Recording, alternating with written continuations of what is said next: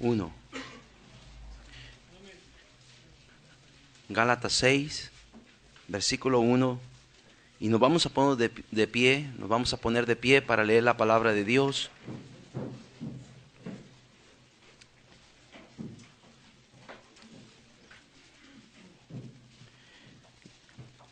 Si ya lo tiene, dígame amén.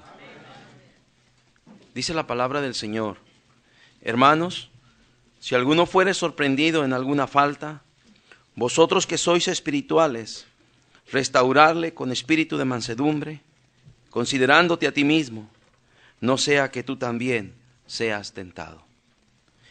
Quiero hablarles en esta noche acerca de restaurar a los caídos. Vamos a orar. Te damos gracias, Padre Celestial, por permitirnos estar aquí una vez más en este día, poder haber regresado con gozo, con alegría, para estar otra vez aquí, Señor, y recibir de su bendita palabra. Señor, usted conoce la necesidad de cada uno en particular aquí, y mi oración es que de alguna manera, de alguna forma, usted trate con cada necesidad, que cada uno de sus hijos y de las personas que están aquí con nosotros en esta noche han venido, y que usted, Señor, atienda cada necesidad. Por favor, use su palabra con el poder de su Espíritu, y use también a su siervo. En el nombre de Cristo se lo pido. Amén. Siéntense, hermanos.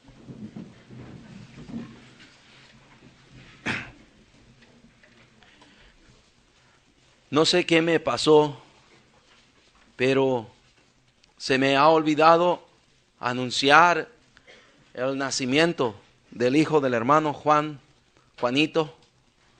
Félix Jr. Y no sé qué me pasó.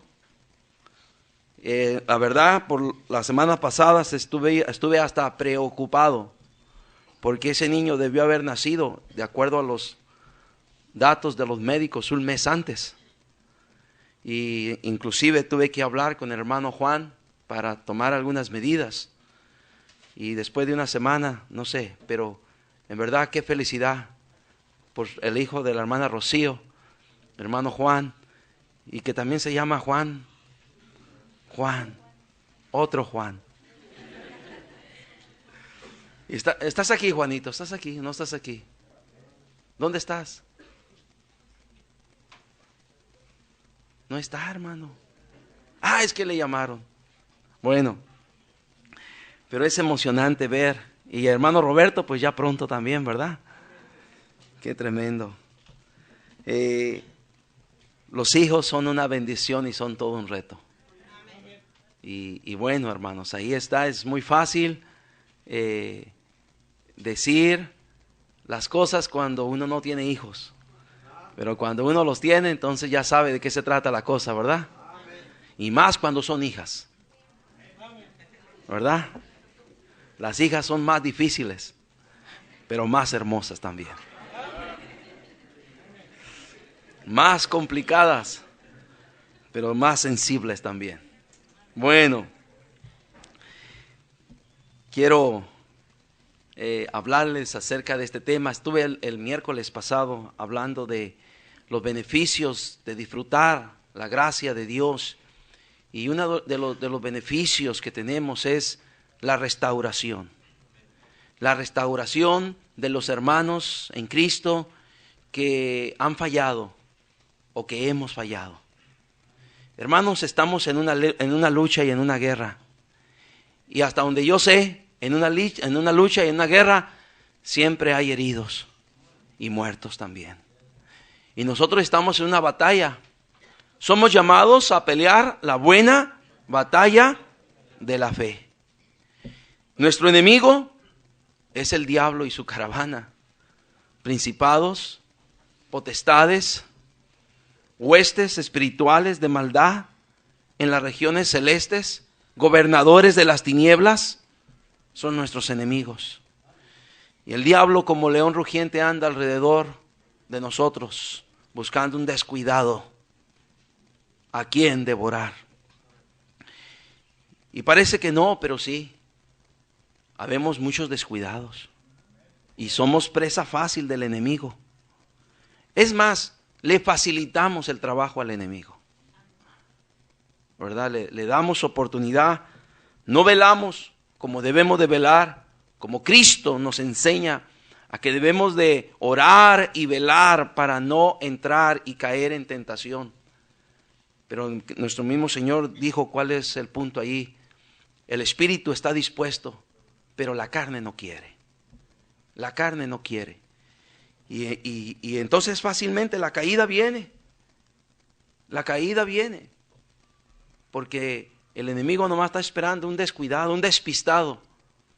Y se lo echa al plato. Pero ¿qué hacer? ¿Cómo restaurar a los caídos? Antes de tratar el punto allí, un poquito de esto, ¿cuál es el medio que el enemigo usa normalmente para hacernos caer? ¿Cuál es el medio? ¿Cuál es el conducto que el enemigo usa para hacernos caer? Pablo en Efesios capítulo número 6 lo llama dardos de fuego del maligno. Dardos de fuego del maligno. Personalmente creo que el medio por lo cual muchos cristianos están cayendo es a través de las tentaciones.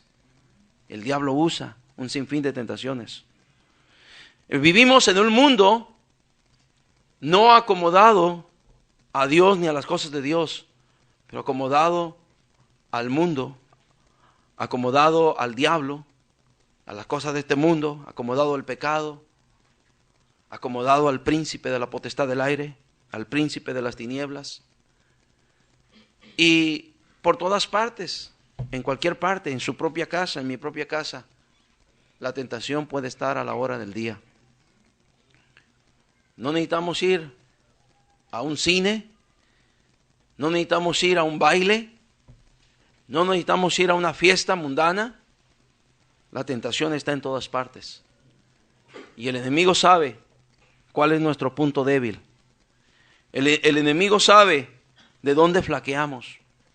El enemigo sabe cuál es el lugar donde él puede atacar y arremeter con sus fuerzas malignas, engañosas, más potentes contra el punto más débil que pudiéramos tener. No todos tenemos el mismo punto débil, son diferentes. Es como, por ejemplo, a mí no me afecta ver en el puro calorón que está haciendo a 120 grados Fahrenheit, no me afecta ver una cerveza bien helada, ni me afecta ver los anuncios de Tecate. Pero sé que a muchos hermanos sí se les antoja.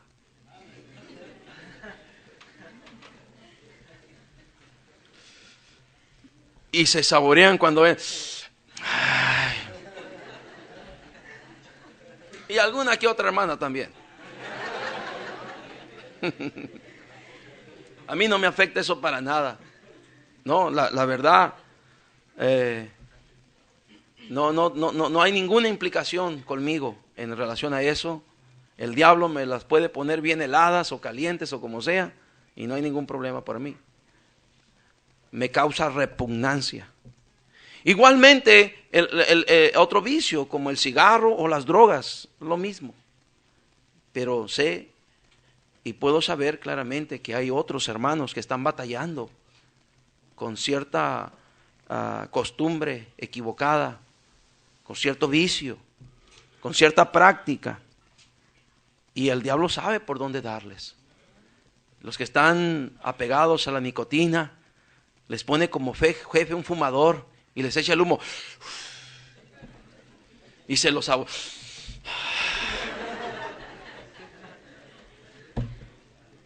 No, mi problema es cuando voy a un restaurante, encontrar un restaurante donde no fumen, porque me causa dolor de cabeza el ambiente que está impregnado. Hemos ido a veces a un hotel en alguna otra ciudad y nos hemos tenido que salir de un cuarto y pedir, si usted no tiene un cuarto que no apeste a cigarro, nos tenemos que ir a otro hotel. Y lo hemos hecho, porque eso me provoca dolor de cabeza y malestar y mal humor y ganas de vomitar. Yo no tengo problemas con eso, pero hay quien sí tiene problemas con eso y el diablo lo sabe y te lo va a ofrecer de 1000 maneras. Mis problemas tal vez son otras cosas, mis debilidades son otras cosas, por supuesto. Y tengo mis debilidades, como cada uno de los que estamos aquí en esta noche tiene sus debilidades. Y el diablo, aquí lo más terrible de esto es que el diablo lo sabe. ¿Cuál es nuestro talón de Aquiles? ¿Dónde tenemos nuestro punto más débil? ¿Y dónde el diablo puede atacar para ofrecernos lo que nos va a echar a perder y lo que va a provocar nuestra caída? Ahora, el diablo quiere tu caída, porque no hay mayor gusto para el diablo que ver a un cristiano caído. No hay mayor satisfacción para el enemigo de Dios y el enemigo de nuestras almas que ver a un cristiano que le ha fallado a su Dios y que ha cedido al pecado. No hay mayor satisfacción. Y a veces, muchas veces parece que nosotros, en vez de complacer a Dios, estamos complaciendo al diablo. ¿Cuánto cuidado debemos de tener con las tentaciones? Sobre todo con las tentaciones que más nos afectan a cada uno de nosotros. Y que cada uno de nosotros sabemos cuál es la tentación que más nos afecta. Tal vez aquí a algunos lo que más le afecta es la música mundana. La música ranchera. ¿Se acuerdan la de Vicente Fernández? O la música de rock and roll. O el rap. O el, reggaetón, o ¿cómo se dice? Eso, así lo dije bien. Y estábamos una vez en un restaurante en alguna parte, y entonces estábamos comiendo en otra ciudad, como 12 pastores o 15 pastores, y de repente suena la sinfonola y toca una canción. Y empieza a tocar la canción. Y después se escuchó un gemido de uno de los pastores. Y todo el mundo escuchamos allí que él dijo a alta voz y dijo: ¡No! ¡Esa no! ¿Qué, hermano? ¿Qué te pasa? Es que esa me trae muchos recuerdos.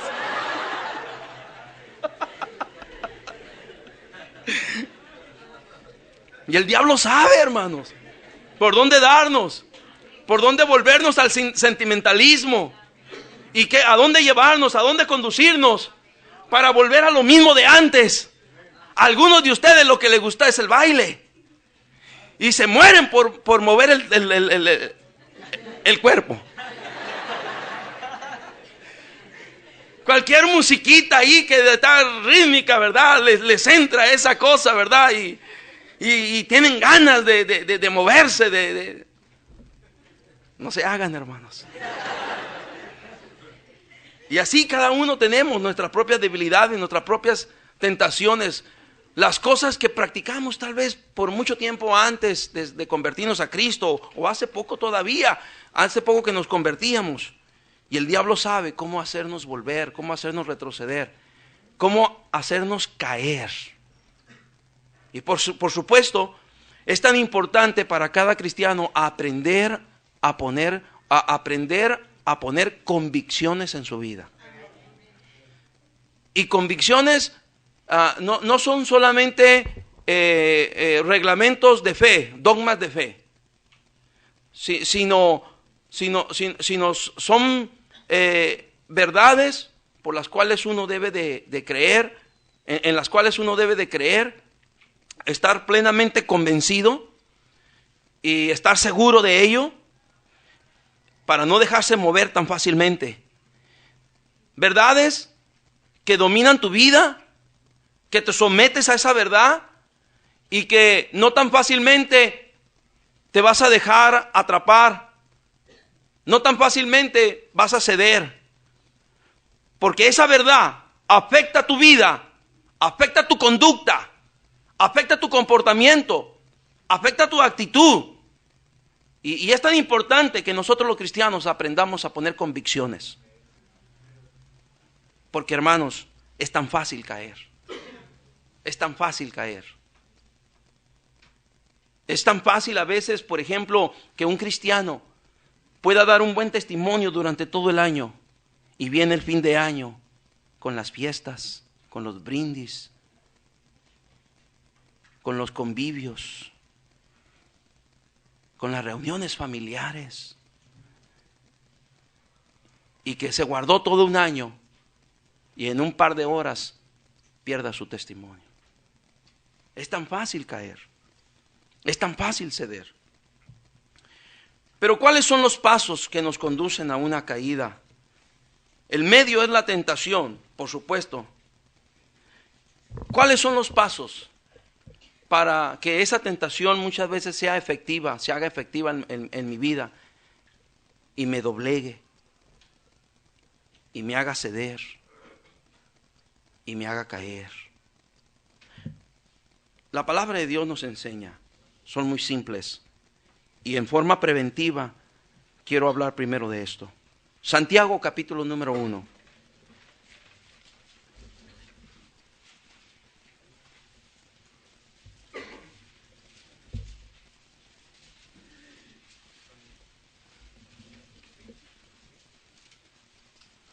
Santiago capítulo número 1.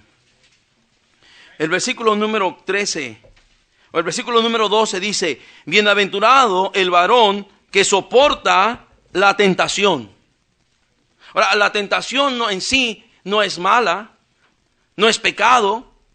De alguna manera todos somos tentados. Nuestro Señor Jesucristo fue tentado, gloria a Dios, sin pecado. Y aquí nos dice que un varón que soporta la tentación es bienaventurado. Dice, porque cuando haya resistido la prueba, recibirá la corona de vida. Ahora, también una tentación se convierte en una prueba para ver cómo andamos espiritualmente. Es como un termómetro de medición, donde claramente a través de esa prueba, de esa tentación que es una prueba, el Señor nos demuestra realmente cómo andamos espiritualmente. Entonces dice, porque cuando haya resistido la prueba, recibirá la corona de vida que Dios ha prometido a los que ¿qué dice? Le aman. Entonces, vale la pena ser varones y mujeres de Dios que soportemos la tentación, sí, porque hay premio para el que soporta la tentación. Hay recompensa para el que soporta la tentación. Hay corona para el que soporta la tentación. Versículo 13. Cuando alguno es tentado, no diga que es tentado de parte de Dios, porque Dios no puede ser tentado por el mal, ni Él tienta a nadie. Y ya sabemos que Dios no va a tentar a nadie, ni Dios es tentado por el mal. Pero tenemos otro ser perverso llamado diablo, cuyo apodo se llama el tentador. Uno de los nombres del diablo es el tentador. Y en el versículo número 14 va más allá y nos mete a nosotros en la implicación de que en el punto aquí en el cual nosotros decidimos si aceptamos la tentación, si recibimos la tentación, si le abrimos la puerta a la tentación o le hacemos un alto a la tentación y obedecemos a Dios y seguimos a Dios y le hacemos caso a Dios, o abrimos la puerta para que la tentación entre. Ahora, el diablo lo más que puede, y aquí es lo más importante, y yo quiero decirte esto, el diablo lo más que puede es ofrecernos las tentaciones, pero no te las puede meter a la fuerza. Somos nosotros los que le permitimos que entren o no entren. ¿Me está escuchando? ¿Me escuchaste allá atrás? Porque hay muchos cristianos que están diciendo, este diablo,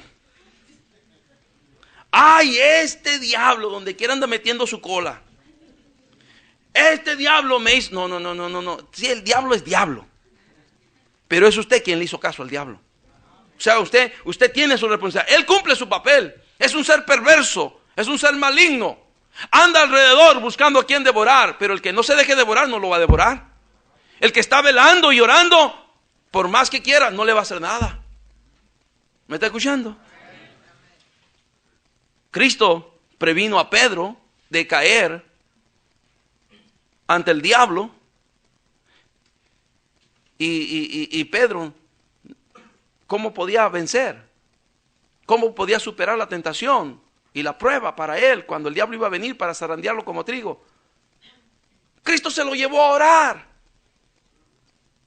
aunque ya había determinado lo que iba a pasar, pero por si todavía, para ver realmente y mostrarte cuál es, descubrirte cuál es tu verdadera situación espiritual, Pedro. Ahí está. Y fue a orar. Y mientras oraba, Pedro y otros discípulos, en vez de orar con Cristo, se quedaron ¿qué? Y vino Cristo y los encontró durmiendo. ¿No habéis podido orar conmigo una hora? Y fue cuando dijo el versículo: velad y orad, para que no entréis en tentación. El espíritu, la verdad, está dispuesto, pero la carne es débil, la carne no quiere. Y se fue Cristo a orar otra vez. Y cuando regresa, ¿cómo los encuentra? Y se va otra vez. Y cuando los regresa otra vez, ¿cómo los encuentra? Y así, en esa misma manera, Pedro tuvo éxito o tuvo fracaso. ¿Cuál fue el resultado? Fue el fracaso. Porque negó al Señor. Y terminó llorando amargamente. Y así es, hermanos. Usted y yo somos responsables. Y no podemos excusarnos de decir, es que este diablo quiere hacer, sí quiere, pero él no va a hacer nada, porque está establecido que ni aun las puertas del infierno prevalecen contra la iglesia, y usted y yo somos la iglesia. A menos que usted y yo le demos oportunidad y cabida a la tentación que el diablo presente o ponga enfrente de nosotros. De ahí en más, no pasa nada. El problema es cuando nosotros le damos entrada a la tentación. ¿Me está escuchando? Dice el versículo número 14. Dice, sino que cada uno es tentado cuando de su propia concupiscencia es atraído y seducido. Ahora, nota aquí, sino que cada uno es tentado cuando de su propia concupiscencia es atraído y seducido. Cuando habla de concupiscencia, habla de malos deseos, y yo te voy a hablar un poquito de eso tal vez. Pero ¿dónde se gestan los malos deseos y la concupiscencia? ¿Dónde, hermanos? Aquí en la mente. El primer paso para la caída de un cristiano es llevar la tentación ¿a dónde, hermanos? Repítelo, hermanos. ¿A dónde, hermanos? ¿A dónde, hermanos? A la mente. En otras palabras, es abrirle la puerta a la tentación. Abrirle la puerta de tu mente, de mi mente, a la tentación, al pecado que el diablo nos está presentando y que es nada si así lo queremos. Pero el problema es cuando le abrimos la puerta de nuestra mente y lo empezamos a recibir y lo empezamos a pensar. Le damos cabida, le damos vuelta. Pensamos en las posibilidades. Pensamos en las probabilidades que si se pudiera dar, cuándo, dónde, normalmente donde no me vea nadie. Y tratamos de escondernos. Pero el problema ya empezó cuando le damos cabida, ¿dónde? En la mente. Y ese es el primer paso. El diablo sabe que no va a lograr nada si no le damos cabida, ¿a dónde, hermanos? En la mente. Y todo el problema empieza cuando usted y yo le abrimos la puerta de nuestra mente y empezamos a jugar con el pecado. Grandes pecados no son el resultado de un momento, de un día para otro. Pecados graves que han afectado a nuestra iglesia no son gestados de un momento para otro. Pecados graves que han afectado familias, buenos hermanos, buenas hermanas, que han afectado matrimonios. No se gestan de la noche a la mañana. No. Es algo que primeramente se le abrió, ¿dónde, hermanos? En la mente. Familias destruidas por la inmoralidad, por el adulterio, por la fornicación. No, esos pecados no es algo que se da automáticamente. Es algo que se empieza a trabajar de tiempo, ¿dónde, hermanos? En la mente. Y el diablo lo sabe muy bien. Que cuando el cristiano, el creyente, el hijo de Dios, le da cabida en su mente, ya está el primer paso. Ya está la primera parte para que ese cristiano pueda caer. La tentación es llevada a la mente. El segundo paso, dice el mismo versículo 14. sino que cada uno es tentado cuando de su propia concupiscencia es atraído y seducido. Los pensamientos, las tentaciones se convierten en concupiscencia. Las tentaciones que el diablo nos ofreció en nuestra mente, a la cual le hemos abierto a esa tentación, llega a convertirse en concupiscencia.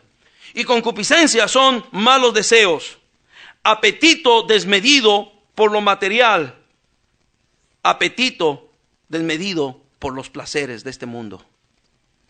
Concupiscencia. Cuando los malos pensamientos se contemplan y se acarician, se convierten en una idea, en una obsesión y se transforman en una pasión. Y eso ya es más grave. Ya no es solamente que abriste la mente a la posibilidad de una tentación, sino ahora esa idea, ese deseo, esa concupiscencia se ha convertido en nuestra pasión. Y cuando eso sucede, ya estamos en terreno muy peligroso. Ya estamos en, porque no solamente se le abrió la mente, la puerta de la mente, sino ahora se empieza a cavilar y a jugar con la mente, con las posibilidades y las probabilidades de todo lo cual pecado. Y ya estamos en grave peligro cuando eso sucede, porque se convierte en una pasión. El cristiano deja de tener interés por las cosas de Dios, está más preocupado por su pasión. El cristiano deja de tener interés por leer la Biblia y por orar, está más interesado en alimentar su pasión. ¿Alguien me está escuchando esta noche? El tercer paso, la concupiscencia produce emociones. La concupiscencia produce emociones. La concupiscencia, después que ha concebido, ya no entiende razones. Está dispuesto a hacer una locura, cualquier persona. Como dice el versículo número 15. Entonces, la concupiscencia, después que ha concebido, da a luz al pecado. Después que ha concebido, da a luz al pecado. Y el pecado, siendo consumado, da a luz la muerte. La concupiscencia produce emociones. Y escúchame bien, hermano. Aquí es un terreno más peligroso, porque el cristiano es cuando pierde sus convicciones. Cuando el cristiano ya no vive por sus convicciones, sino vive por sus emociones. La concupiscencia produce emociones, sensaciones, diversiones, placeres.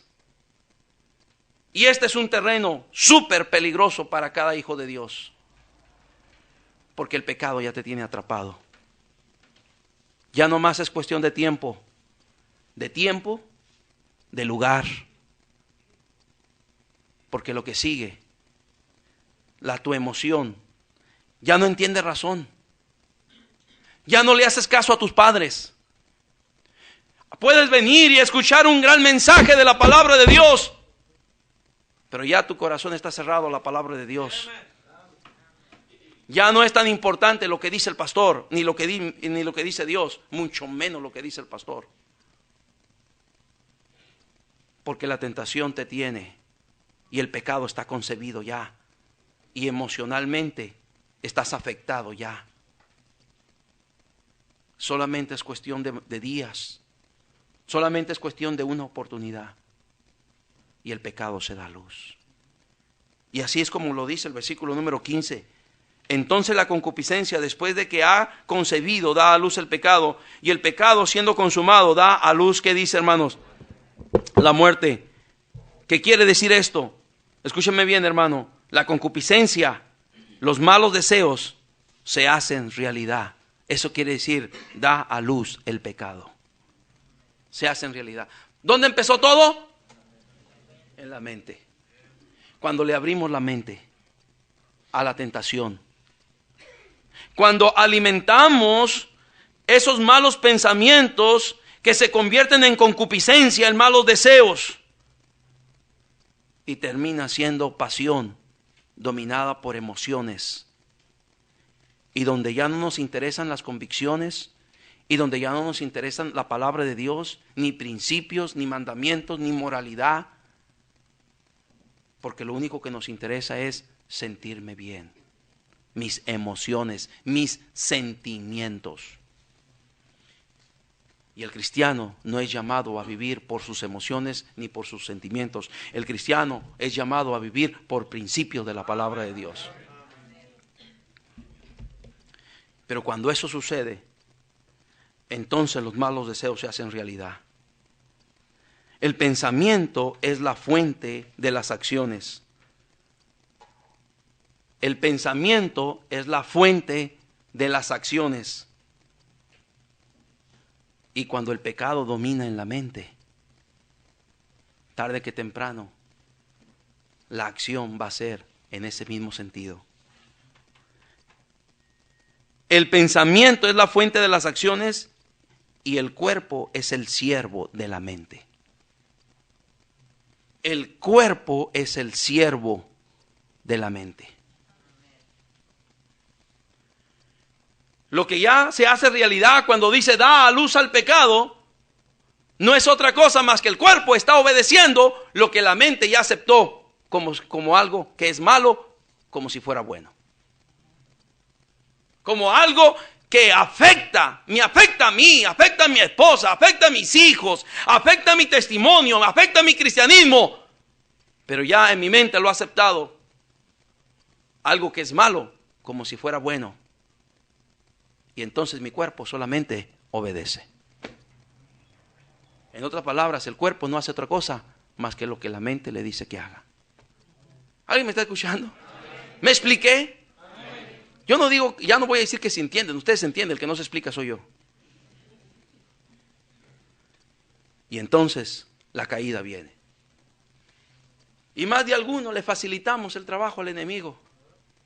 Nos agarra desprevenidos. Andamos cavilando en posibilidades. Andamos cavilando entre dos pensamientos. Si nos conviene servir a Dios o no nos conviene servir a Dios. Hermanos, claro que nos conviene servir a Dios. Pero ¿cuántos cristianos todavía andan con duda? ¿Y será bueno servir a Dios? ¿Será bueno obedecerle a Dios? Claro que es bueno obedecerle a Dios. Mire, de una vez llévese esto, por favor, y si no regresa, pues allá llévese esto. Todos los que se han ido y que no creen que es bueno servir a Dios, han regresado para decirme qué mal me ha ido. No ha regresado uno para decirme, ay, mira qué bien me ha ido. Cuánto beneficio he tenido por haber seguido el pecado. Cuánto beneficio, qué bien me ha ido. Y mire que han regresado muchos para contarme sus tristes, miserables historias. Y yo digo, Dios mío, qué necesidad. ¿Por qué tenemos que sufrir? ¿Por qué mejor no le hacemos caso a Dios? ¿Por qué tiene que sufrir nuestra esposa, nuestros hijos? ¿Por qué? ¿Por qué tiene que sufrir nuestra familia? ¿Por qué? ¿Por qué tenemos que ser una vergüenza pública del testimonio de Cristo para que la gente muchas veces diga, ¿y eso que iban a la iglesia? Mira cómo terminaron. ¿No es mejor hacerle caso a Dios? ¿No es mejor hacer la voluntad de Dios?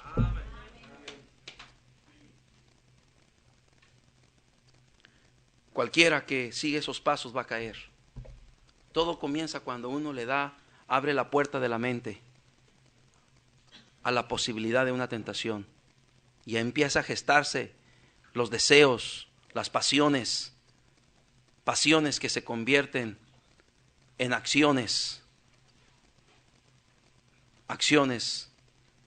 que son desobediencias a Dios, que son contrarias a nuestra fe y que nos afectan. Porque hasta ahorita ningún pecado trae beneficio. Todo lo contrario. Pero bueno, aún así, aún con la medicina preventiva de la palabra de Dios, puede ser que muchos de nosotros no querramos vivir por la instrucción, por el consejo de Dios, y querramos pasar por la misma experiencia que otros tristemente ya han pasado, y terminemos como otros vayan a terminar. Y como hay posibilidades de que en una guerra haya heridos, haya caídos, debemos de estar preparados para saber qué necesitamos entonces. ¿Cómo podemos restaurarnos? Gracias a Dios y gloria a Dios que en su gracia podemos ser restaurados. No te quedes caído, hermano. Si le has fallado al Señor, no tienes por qué estar caído allí. Levántate. Tal vez va a ser humillante que te levantes, pero levántate. Porque más humillante va a ser tu postrer estado todavía. No tienes por qué estar en una condición en la cual el enemigo termine acabando con todo lo que todavía puede recuperar. Ahora, hay cosas que en las caídas probablemente ya no se recuperen nunca. Hay cosas que ya no se recuperan. Pero no todo se pierde. Gracias a Dios que nuestra salvación no está determinada por lo que yo haga o deje de hacer. Nuestra salvación está determinada por lo que Cristo hizo por mí. Por lo que Cristo hizo por usted. Si no, un perdedero de salvación por todas partes.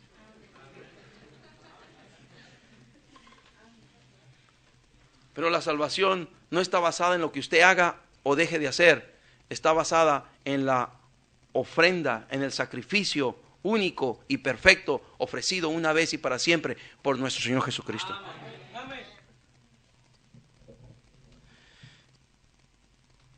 Dice Gálatas capítulo número 6. Hermanos, si alguno fuere sorprendido en alguna falta, vosotros que sois espirituales, restaurarle con espíritu de mansedumbre, considerándote a ti mismo, no sea que tú también seas, ¿qué dice? Tentado.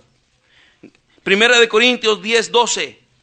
Dice la palabra de Dios, Primera de Corintios 10:12. Así que el que piensa estar firme, mire que no caiga.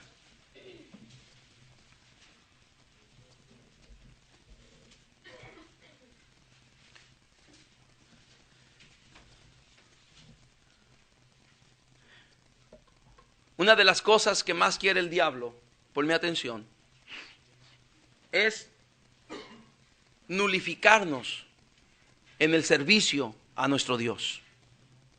En otras palabras, hacernos inútiles en el servicio a nuestro Dios. Y Él sabe que lo puede lograr cuando nosotros le hacemos caso a la tentación y le hacemos caso al pecado. Porque un cristiano que anda el pecado no puede ser usado por mucho tiempo por Dios. No va a ser usado por Dios. El pecado nos hace inútiles. Dios nos quiere útiles para su obra. Dios nos quiere, ponte este pensamiento, Dios me quiere útil para su obra. Repítelo conmigo, Dios me quiere útil para su obra. Y su obra, estamos hablando de la obra de Dios. Su familia es la obra de Dios. Sus hijos, su esposa, su hogar es la obra de Dios. Dios a usted lo quiere útil para esa obra. Dios a usted la quiere útil, hermana, para esa obra. La obra de Dios es llevar el evangelio, la palabra de Dios a toda criatura. Dios nos quiere útiles para llevar las buenas nuevas de salvación a los perdidos. Útiles. Pero el pecado nos hace inútiles. Cuando cedemos a la tentación, nos convertimos en instrumentos inútiles. Porque estamos sucios. Y Dios quiere usar vasos limpios. Dios va a usar vasos limpios. ¿Cuánto cuidado deberíamos de tener para no caer? Pero hay unas consideraciones que debemos hacer cada uno de los que estamos aquí. Este versículo nos dice algunas. Cuando hay alguien caído, Ahora déjame explicarte algunas cosas muy importantes. El caído, y que debemos de entenderlo todos aquí, porque todos vamos en el mismo barco. El caído sigue siendo parte de la familia de Dios. Cuando un cristiano, hijo de Dios, cae, no por caer deja de ser hijo de Dios. Mire, y con todo respeto, hay doctrinas y enseñanzas que hablan, que hablan acerca de quien pierde su salvación y pierde su comunión con Dios y pierde sus privilegios de redención. Nosotros no creemos que eso sea doctrina bíblica. Se pierden muchas cosas. El pecado siempre nos hace perder muchas cosas. Pero cuando un hijo de Dios cae, no por eso deja de ser hijo de Dios. Ahora, por supuesto que Dios tiene su manera especial de tratarnos y de disciplinarnos cuando así lo necesitemos. Y qué bueno que nuestro Padre Celestial nos discipline. Porque si nos deja sin disciplina, la palabra de Dios dice que no somos hijos sino bastardos. ¿Qué quiere decir? Que en realidad no somos hijos de Dios. ¿Me está escuchando? El caído sigue siendo parte de la familia de Dios. Y es increíble cómo muchas veces nosotros no tenemos una actitud de gracia, como Dios tiene esa actitud de gracia, como la ha tenido para nosotros, y nosotros no cultivamos esa misma actitud de gracia, sino de jueces, de inquisidores, de criticones, de señaladores. Es una actitud fariseísta, donde nosotros somos los únicos, los exclusivos. Yo me junto con el club de los santificados, de los que no caemos nunca, de los perfectos. No, tal cosa no existe. Tengo malas noticias para algunos de ustedes, tal cosa no existe. Porque no habemos ningún perfecto. Tenemos que ver a un caído con ojos de misericordia como Dios nos ha visto a nosotros. El caído sigue siendo parte de la familia de Dios. El caído no deja de ser hijo de Dios. Aún hay creyentes, como dije en la mañana, hay creyentes que cuando Cristo venga por su iglesia, su corazón todavía va a estar en el mundo. Ay, Señor, si todavía tengo muchos planes. Ya no va a haber tiempo, todo se va a quedar. La vida cristiana debe ser un preparativo para estar siempre con el Señor. Mientras vivamos en este mundo, nos estamos preparando para vivir siempre con el Señor. Y debemos de considerarnos peregrinos que vamos de paso en esta vida y en cualquier momento nos vamos. O en cualquier momento Cristo viene por nosotros.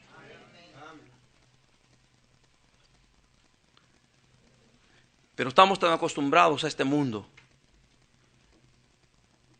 que si fuera tan literal la explicación, muchos que serían levantados en el día del arrebatamiento quedarían suspendidos como estatuas de sal, como la mujer de Lot que volteó hacia Sodoma y Gomorra y quedó convertida en una estatua de sal. Eso no va a suceder en el arrebatamiento, aunque tal vez muchos van a llorar o muchos van a lamentar porque ya no están donde querían estar. Pero el que es hijo de Dios es hijo de Dios. Uno de los mismos casos es el justo Lot. Como la palabra de Dios nos dice, lamentablemente él tomó decisiones equivocadas, decisiones que lo llevaron cada vez más y más al mundo, y decisiones que lo llevaron a formar una familia en el mundo, decisiones que lo llevaron a habitar en medio del mundo, decisiones que lo llevaron a vivir una vida de angustia y de miseria en el mundo, perdiendo su testimonio. Pero por la misericordia de Dios, delante de Dios era justificado, porque no era por lo que hizo Lot, sino por su fe en Dios. El caído sigue siendo parte de la familia de Dios. Tenemos que cultivar un espíritu en el cual no desechar ni despreciar a los caídos. No desechar ni despreciar a los que caen. Escúchame bien, hermano. Como dice la palabra de Dios, considérate a ti mismo, no sea que tú también seas, ¿qué dice? Y hermanos, mira a un caído con ojos de misericordia y tiéndele la mano y ayúdalo a levantarse, porque puede ser que en un año el que esté en esa posición seas tú o sea yo. El caído sigue siendo parte de la familia de Dios. 1 Juan 3:1 dice, ahora somos hijos de Dios, siempre seremos hijos de Dios. Juan 1:12 dice, mas a todos los que les recibieron, a los que creen en su nombre, les dio potestad de ser hechos hijos de Dios. Gloria a Dios, somos hijos de Dios. El caído no es un enemigo, es un amigo herido por el enemigo. ¿Lo escuchaste? Número 2, el caído no es un enemigo, es un amigo herido por el enemigo. Por eso la palabra de Dios nos dice en Efesios capítulo 6 que nos pongamos toda la armadura de Dios para poder resistir los dardos del fuego del maligno. El caído no es un enemigo. El caído es un amigo herido por el enemigo. Es un amigo que se descuidó. Es un amigo que no escuchó la voz de su Señor. Es un amigo que creyó que a él no le iba a tocar, nunca le iba a llegar, nunca le iba a afectar, pero le llegó y le afectó y se dio al pecado. Y no se cuidó, no se puso toda la armadura de Dios para resistir las acechanzas del diablo y le pegó un dardo de fuego. Y por eso está caído. Y qué importante es que cuando sepamos de algún caído, no lo tratemos con la punta del pie. Es un amigo herido por el enemigo. Y debemos tener una actitud, un espíritu de querer levantar a ese hermano, a esa hermana. ¿Me está escuchando? Amén. Número 3. Parte de la caída de un caído, parte de su caída es mi culpa. Es la culpa de cada uno de los que estamos aquí. Cuando alguien cae, tenemos que ver que somos nosotros en parte responsables también. Dice la palabra de Dios en 1 Samuel capítulo 12. Mira lo que dice ahí la palabra de Dios. 1 Samuel capítulo 12, versículo número 23. Si estás ahí, dime amén. 1 Samuel, Antiguo Testamento, capítulo 12, versículo 23. ¿Estás ahí? Dice la palabra de Dios, 1 Samuel 12:23, así que lejos sea de mí que peque yo contra Jehová, cesando de rogar por vosotros. Antes os instruiré en el camino bueno y recto. Cuando hay un caído, en vez de criticarlo, en vez de señalarlo, en vez de juzgarlo, en vez de pisotearlo, lo que debemos preguntarnos, probablemente él está caído porque yo no oré por él.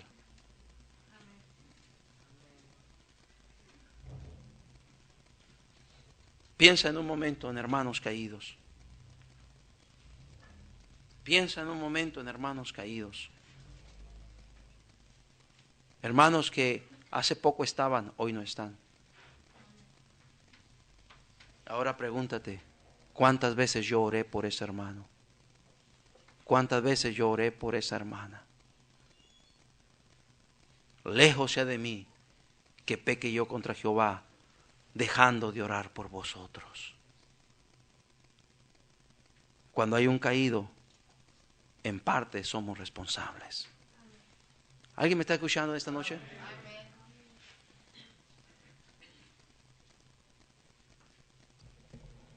Número 4. Debemos de restaurarle con espíritu de mansedumbre, con una buena actitud, como nos dice la palabra de Dios en Gálatas capítulo 6, versículo 1. Ya lo hemos leído varias veces. Hermanos, si alguno fuere sorprendido en alguna falta, vosotros que sois espirituales, quiere decir esto, vosotros que espiritualmente estás bien, restaurarle con espíritu de mansedumbre, considerándote a ti mismo, no sea que tú también seas, ¿qué dice, hermanos? Seas tentado, no sea que tú pases por las mismas. Considérate, porque hoy es tiempo de que ayudes al caído. Mañana puede ser que ese mismo caído sea el que te ayude a ti a levantarte, sea el que te tienda la mano. Estamos en una guerra. Hoy son heridos unos, mañana tal vez seremos heridos otros. Y todos necesitamos ayudarnos mutuamente para levantarnos. Cuando habla de espíritu de mansedumbre, quiere decir que no nos agarremos criticando, ni juzgando, ni señalando. Aunque a veces yo me he cansado de levantar a algunos. Y voy a reconocerlo. Dice el hermano Rodolfo, usted cada vez está más viejo queriendo levantar a esos chivos viejos. Se está haciendo más viejo cada día. Y a veces me canso.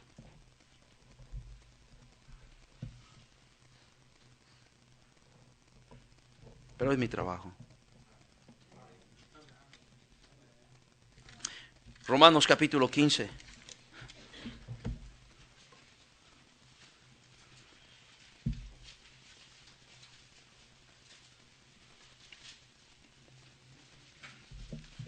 Romanos capítulo 15, versículo 14. Si lo tiene, dime amén.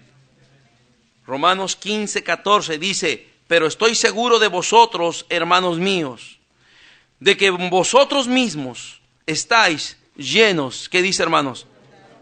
De toda bondad, llenos de todo conocimiento, de tal manera que podéis amonestarlos los unos, ¿qué dice, hermanos? ¿Qué necesito para levantar a los caídos? Necesito bondad y necesito conocimiento de la palabra de Dios. ¿Qué necesito para ayudar a un caído? Si no tienes bondad, si no tienes misericordia y si no tienes gracia, mejor no hagas nada, hermano. Porque se necesita bondad. Se necesita conocimiento.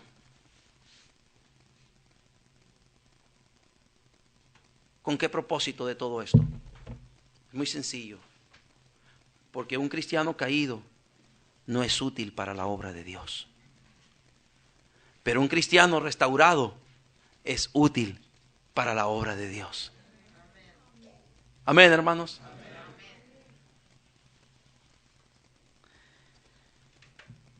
Es interesante ver cómo en la Biblia hubo personas como Bernabé y posteriormente Pablo. Pero Bernabé fue uno de los hermanos en la Biblia que su nombre quiere decir hijo de consolación, que Dios usó grandemente para restaurar a muchos, entre ellos al mismo Pablo, entre ellos a Juan Marcos, su sobrino. En el capítulo 15 del libro de los Hechos nos habla que hubo un gran altercado entre Pablo y Bernabé, porque Bernabé querían que volvieran a llevar a Juan Marcos al segundo viaje misionero, y Pablo se oponía. No, hombre, a ese rajón no lo llevamos. Ese que se regresó, no lo quiero para mi equipo. Y Bernabé insistía, oye, vamos a darle una oportunidad, mira, él necesita aprender. Él necesita restaurarse. No quiero saber nada de ese. Y hubo tal desacuerdo. Y desacuerdo con coraje. Que entonces dice que Pablo, en vez de ir con Bernabé, se fue con Silas. Y Bernabé se fue con Marcos. Posteriormente, Pablo tuvo que cambiar de opinión. En el libro de segunda de Timoteo, capítulo número segunda de Timoteo, Pablo está escribiendo a Timoteo, capítulo 4.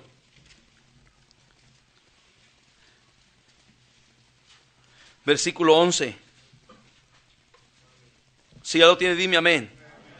Solo Lucas está conmigo. Y luego dice, toma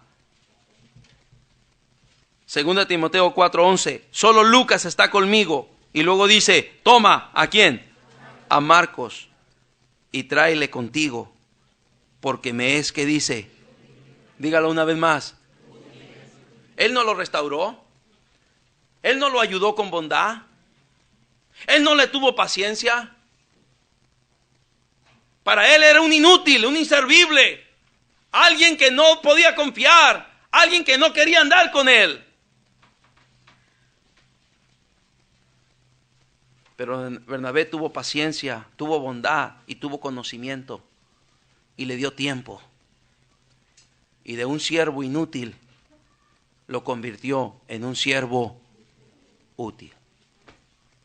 Y el mismo Pablo dice, tráeme a Marcos, porque me es útil. ¿Y sabes cómo Dios nos quiere ver, hermanos? Como siervos útiles. Pero el pecado nos hace inútiles.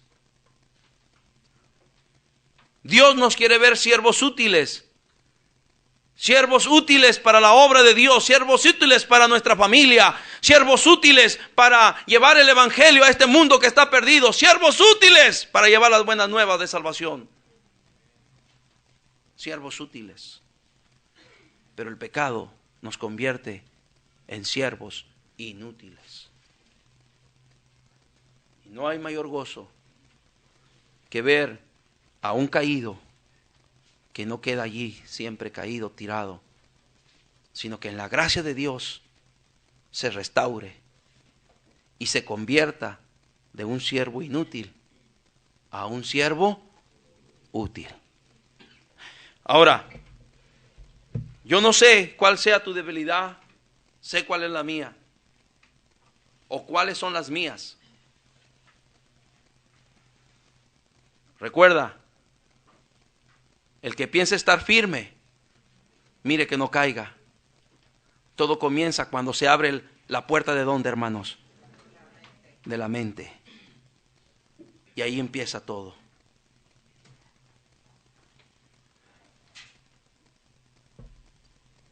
Pero como dice la palabra de Dios, cuando abunda el pecado, sobreabunda la gracia. Y si aún así, bajo la instrucción y el consejo que esta noche te he dado, cedes al pecado, hay gracia. Levántate. Hay perdón en Dios. Restáurate. Hay perdón en Dios. Sí, ahora escúchame. La gracia no quiere decir que no vas a sufrir las consecuencias del pecado. Lamentablemente, el pecado trae sus consecuencias. Pero vas a encontrar una cosa que es muy valiosa: el perdón de Dios. Y tu restauración de tu comunión con Dios. Por otra parte, cada uno de los que estamos aquí, que de alguna manera somos establemente espirituales, debemos de estar prestos para ayudar a los que han sido heridos, a los amigos y a los hermanos que han sido heridos por el enemigo, y darles la mano y levantarlos, porque puede ser que esa mano que tú tiendes para levantar a alguien sea la misma mano que un día te levante a ti. Vamos a orar.